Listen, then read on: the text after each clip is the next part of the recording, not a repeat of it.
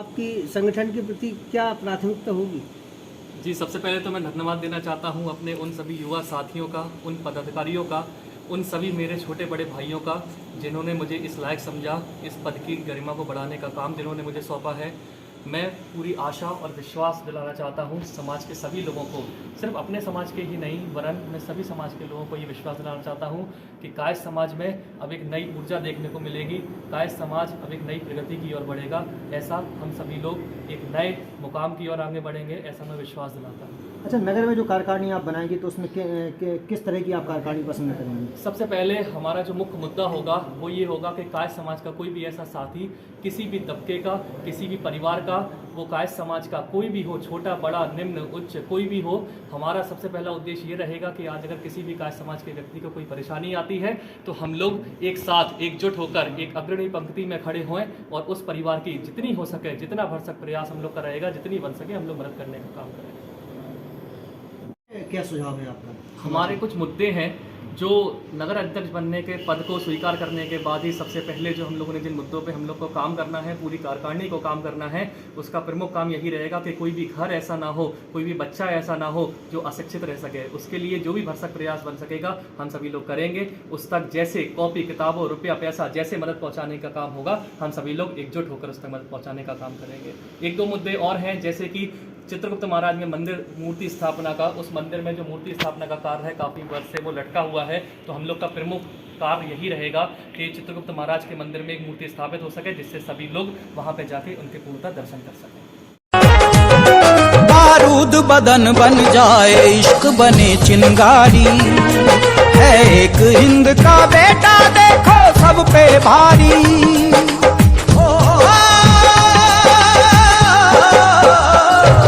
बारूद बदन बन जाए, इश्क बने चिंगारी, है एक हिंद का बेटा देखो सब पे भारी।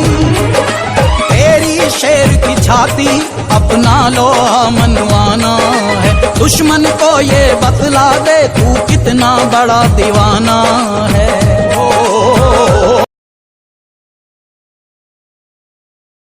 काम कैसे हो, जमीन पे काम कैसे हो, तो इस बात की हमेशा समस्या रहती है। सबसे पहले एक जो शायद मुझे लगता है कि हमें एक शब्द अपने दिल से और दिमाग से हटा देना चाहिए, वो है ईगो। क्योंकि मैं ये हूँ, मैं वो हूँ, मैं बहुत कुछ हूँ, मैं ही क्यों आगे आऊँ। तो ये फैक्टर रहा है हमेशा हमारे समाज में कि हमारे समाज के में या कोई भी ऐसे हमारे समाज में बहुत से ऐसे लोग हैं जो बहुत निम्न तबके के हैं, जिनके पास सच में खाने के लिए नहीं है, जिनके पास सच में पहनने ओढ़ने के लिए नहीं है, शिक्षा के लिए नहीं है। तो आप लोग मुझे ये बताएं, आप लोग मुझे ये समझाएं, आप लोग मुझे मेरी उंगली पकड़ के मुझे चलना ये सिखाएं कि हाँ किस प्रकार से हम लोग आगे बढ़ सकते हैं, किस प्रकार के अपने समाज को आगे बढ़ा सकते हैं। हाल ही में एक उरई में एक लोगों से मेरी बात हुई थी, हिमांशु श्रीवास्तव हैं, उन्होंने एक मुद्दा उठाया था, चाचा जी हैं वो, उन्होंने एक मुद्दा उठाया था कि उरई में भी क्यों ना सुभाष चंद्र बोस की मूर्ति लगे और उरई के साथ साथ पहुंच में भी क्यों ना कायस्थ मंदिर में हम लोग इतने साल से हैं, हम लोग इतने सब लोग सक्षम हैं, उसके बाद भी हम लोग सब युवा नेता हैं, युवा साथी हैं, उसके बाद भी हम लोग अपने समाज की अगर एक मूर्ति भी स्थापित नहीं कर पा रहे तो शायद ही हमारे लिए इससे बड़े शर्म की बात कोई नहीं है। लेकिन समस्या कहाँ आ जाती है? रणनीति। हमारा कुछ सुझाव है, आपको पसंद नहीं आ रहा, आपका है, आपको पसंद नहीं आ रहा, आपका है, आपको पसंद नहीं आ रहा।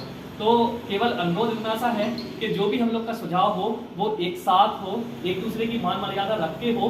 पद की गरिमा बिल्कुल नहीं चाहिए। मैं बिल्कुल ये नहीं कहता हूँ कि नहीं अध्यक्ष है मेरी बात माने, नहीं, मैं अध्यक्ष हूँ, मैं आप लोग की बात मानूंगा, लेकिन आप लोग अपने सुझाव दें। सबसे बड़ी बात आप लोग अपना साथ दें।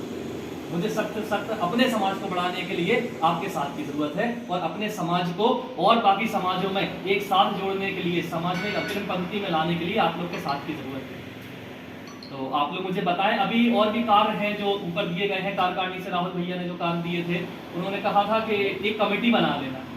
तो आप लोग बताएं कैसे दूर दराज में गांव वगैरह के कौन कौन लोग हैं, उनको हम लोग कैसे जोड़ सकते हैं। मुकुल भाई, कैसे हम लोग उन तक पहुंच सकते हैं, कैसे हम उनसे बात कर सकते हैं। आशीष भाई, है ना, कैसे हम उन तक पहुंचेंगे। जैसे आप लोगों से आज पहली बार मिले, आप लोग हमसे पहली बार मिले, तो ऐसे बहुत से लोग हैं जो अपने कुल के हैं, अपने परिवार के हैं, अपने वंश के हैं, लेकिन आप और हम नहीं जानते।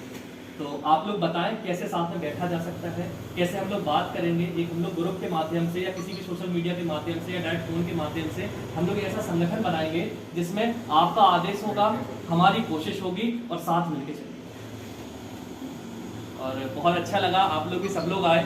और एक अच्छा लगता है जब परिवार के सभी साथी एक साथ बैठते हैं, जब परिवार के सभी सदस्य एक साथ बैठते हैं, एक साथ बात करते हैं, हम अपनी बातें आपसे कह पाते हैं। कोई भी औपचारिकता नहीं है, कोई मंच नहीं है, ये घर है। और इस घर पे हमेशा कोई भी घर होता है, वहाँ पे कोई भी नेता बात नहीं करता है, कोई भी युवा साथी बात नहीं करता है, वहाँ पे हमेशा परिवार के लोग बात करते हैं। घर में हमेशा परिवार के लोग आते हैं, घर परिवार के लोग आते हैं। बहुत अच्छा लगा। आप सभी लोगों का बहुत बहुत शुक्रिया, आप लोगों ने अपना अमूल्य समय दिया। और इसी के साथ एक आशा रहेगी सभी लोगों से इसी प्रकार एक साथ जुटे रहें, एक साथ लगे रहें।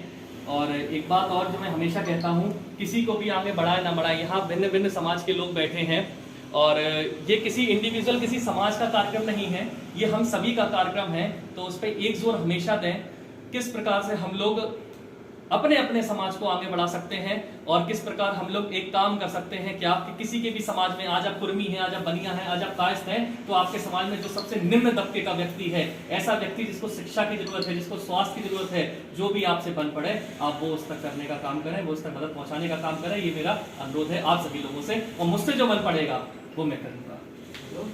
ठीक है? क्योंकि एक शेर है, वो हमेशा मेरे पिताजी मुझसे कहते हैं कि कभी भी इतना ना हो आपके पास में कि आपको घमंड हो जाए, और कभी भी इतना ना हो कि आप किसी की मदद ना कर सकें।